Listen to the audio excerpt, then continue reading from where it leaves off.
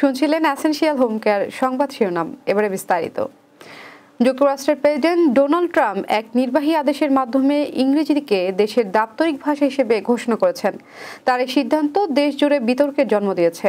White house থেকে প্রকাশিত বিবৃতিতে বলা হয়েছে, দীর্ঘদিন ধরেই ইংরেজি যুক্তরাষ্ট্রের প্রধান ভাষা হিসেবে প্রচলিত, তবে এবার এটিকে আনুষ্ঠানিক স্বীকৃতি দেওয়া হলো। ট্রাম্পের মতে এই সিদ্ধান্ত দেশটির সামাজিক সংহতি ও জাতীয় ঐক্যকে আরও শক্তিশালী করবে।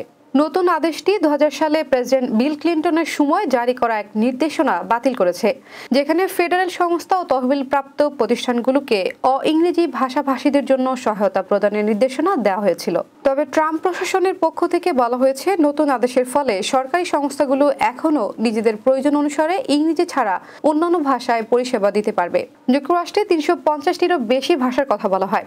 সরকারি পরিসংখ্যান অনুযায়ী প্রায় 6,80,00,000 মানুষ বাড়িতে ইংরেজি ছাড়া অন্য কোনো ভাষার কথা বলে, যার মধ্যে 4 কোটিরও বেশি মানুষ স্প্যানিশ ভাষাভাষী। তবে হোয়াইট হাউসের মতে, স্বাধীনতার ঘোষণাপত্র ও সংবিধান সহ যুক্তরাষ্ট্রের ঐতিহাসিক দলিলপত্র সবই ইংরেজিতে রচিত হয়েছে, যা ভাষাটির গুরুত্ব তুলে ধরে।